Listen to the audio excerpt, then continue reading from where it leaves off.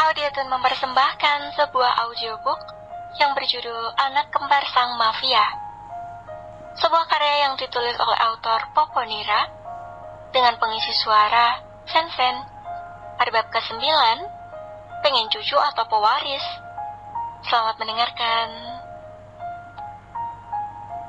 Sementara Zia masih berada di dapur untuk membersihkan piring kotor yang tadi mereka gunakan.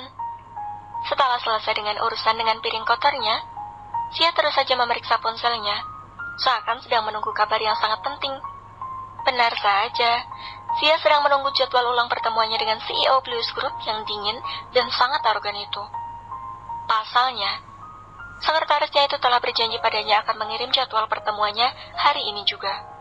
Namun, sampai saat ini belum ada tanda-tanda sama sekali. Sekretarisnya itu belum mengirim kabar padanya. Ah, sialan. Seharusnya aku tidak mempercayai orang itu. Zia ingin sekali mengutuk orang bernama Will itu. Untung, dia tadi telah memukul wajah sekretaris itu dengan sangat keras. Sehingga rasa kesalnya saat ini bisa sedikit berkurang hanya dengan mengingatnya saja.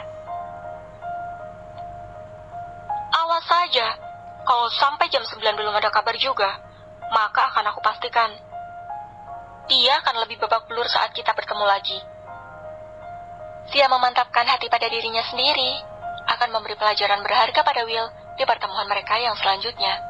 Jika Will tidak memberi kabar sampai waktu yang dia tentukan.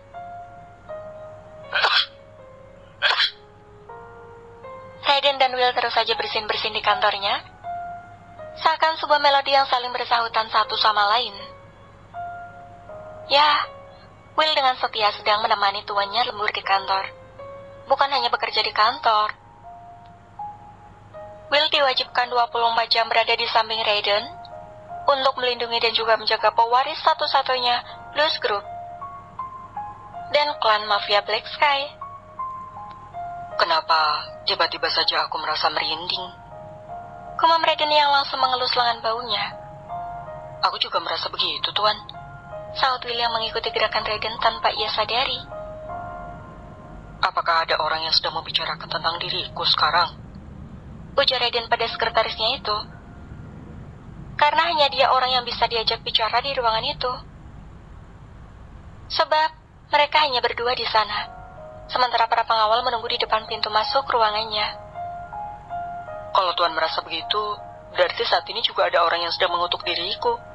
Saud Will yang juga merasakan perasaan yang sama dengan dirasakan oleh tuannya. Atau jangan-jangan wanita itu yang sedang mengutukku? Seru Will yang teringat dengan sosok Zia yang terlihat seperti preman itu. Siapa? Tanya Raiden yang melupakan soal Zia karena kerjaannya yang sangat menumpuk sejak pagi. Itu, wanita yang seperti preman pasar perwakilan dari Calvin Group. Will ingat jelas nama perusahaan yang diwakilkan oleh Zia, tapi dia malah lupa dengan namanya. Aku baru ingat sekarang, ujar Raiden dengan santainya. Apa kau sudah mengatur ulang jadwal pertemuannya? Lanjut Raiden lagi yang mengingatkan Will akan janjinya tadi pagi. Benar, aku lupa belum menghubunginya lagi. Aku permisi dulu, Tuan. Aku harus menghubungi sekarang juga. Ujar Will yang terlihat panik. Dia segera mengambil ponselnya untuk menghubungi Zia dan berjalan keluar dari ruangan bosnya. Pantas saja dia merasa sedang dikutuk oleh seseorang. Ternyata wanita itu yang melakukannya. Gumam Raiden yang kembali dengan senyuman smirknya yang menawan. Juga dia mengingat wanita itu. Arzia Maverick. Siapa kau sebenarnya? Kenapa aku merasa bahwa kita pernah bertemu sebelumnya? Raiden terus saja bertanya-tanya di dalam hatinya. Dia berusaha keras untuk mengingatnya. Akan tetapi, tetap saja dia tidak mengingat apapun tentang Zia. 10 menit berlalu, Will kembali ke ruangan itu dengan raut wajahnya yang terlihat sangat panik sembari berseru. Tuan, Anda harus kembali sekarang. Tuan dan Nyonya Besar sudah menunggu Anda di Mansion. Kenapa mereka di sana? Raiden tampak sedikit terkejut, tapi bukan karena kabar yang disampaikan oleh sekretarisnya itu, melainkan karena cara masuk Will yang tiba-tiba masuk tanpa memberi tanda sedikit pun padanya. Saya juga tidak tahu, Tuan. Lebih baik Anda kembali sekarang, ujar Will tanpa merasa bersalah sedikit pun. Kalau begitu, siapkan mobil sekarang, perintah Raiden dengan ekspresi dinginnya. Baik, Tuan. Will segera melaksanakan perintah dari tuannya. Raiden dan Will pun langsung tancap gas menuju ke mansion milik Raiden, yang diikuti iring-iringan pengawalnya di belakang mobil mereka. Sesampainya di mansion, Raiden langsung disambut oleh para pelayannya yang cantik dan juga seksi. Dia terus berjalan menuju ke ruang makan di mana orang tuanya sedang menunggunya. "Kau baru pulang, nak?" tanya Julia dari Safir yang merupakan ibu kandung Raiden atau lebih dikenal dengan Nyonya Besar Safir. Wajahnya sangat cantik dan bentuk tubuhnya seksi. "Kenapa kalian datang ke sini?" Bukannya menjawab, Raiden malah bertanya balik dengan menunjukkan ekspresi dinginnya. "Duduklah, kau bahkan belum makan malam bukan?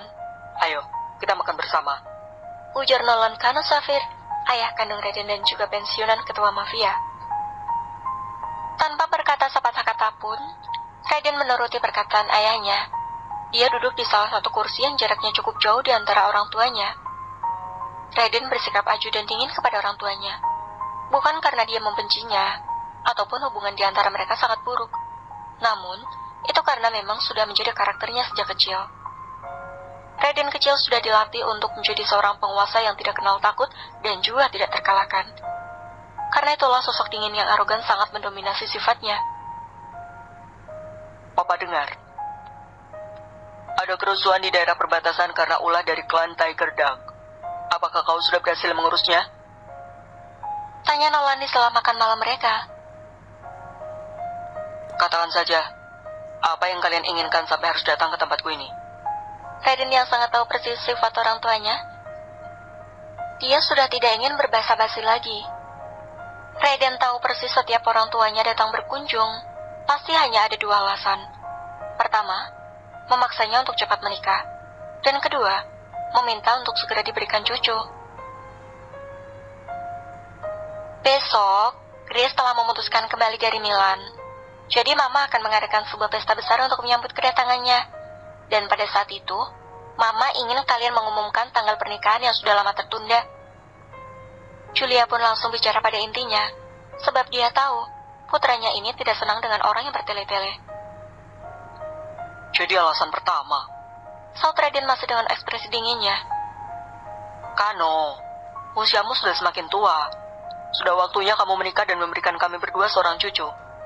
Nolan pun membantu istrinya untuk membujuk Raiden bersedia menikah.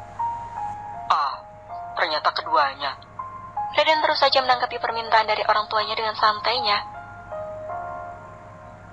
"Iya, Kano, dengan menikah, kamu bisa melahirkan seorang pewaris untuk melanjutkan Bliss Group dan juga klan Black Sky," ujar Julia yang terus saja mencari alasan agar putra satu-satunya itu bersedia menikahi Grace secepatnya. "Tunggu dulu, sebenarnya kalian ingin memiliki seorang cucu atau pewaris sih?" tanya Raiden yang menjadi bingung menafsirkan kata cucu dengan pewaris yang menurutnya berbeda arti. "Dua-duanya, Kano," seru Julia dan Nolan secara bersamaan. Jika ingin memiliki cucu, maka dia memang harus menikah, dan istrinya harus melahirkan. Tapi, jika menginginkan seorang pewaris, maka dia tinggal memilih salah satu anak buahnya yang dapat dipercaya untuk menggantikan dirinya saat sudah pensiun. Itulah yang ada di dalam pikiran Raiden saat ini. "Baiklah, terserah kalian berdua saja." Melihat reaksi kedua orang tuanya yang seperti itu, Raiden hanya bisa pasrah menerima keinginan orang tuanya. Lagian, menurutnya sebuah pernikahan tidak akan bisa mengekang seorang Raiden Kano Safir. Mendengar Raiden yang tidak menolak menikah, Julia dan Nolan pun tampak sangat bahagia. Kebahagiaan itu tidak bisa mereka jelaskan ataupun gambarkan dengan sebuah kata-kata. "Kalau sudah selesai, pulanglah, karena aku ingin istirahat sekarang." Raiden pun kemudian beranjak dari tempat duduknya dan berjalan menuju kamarnya, setelah menyuruh orang tuanya untuk pulang. "Selamat malam, Kano," ucap Julia pada putra dinginnya itu. "Mimpi yang indah ya, nak."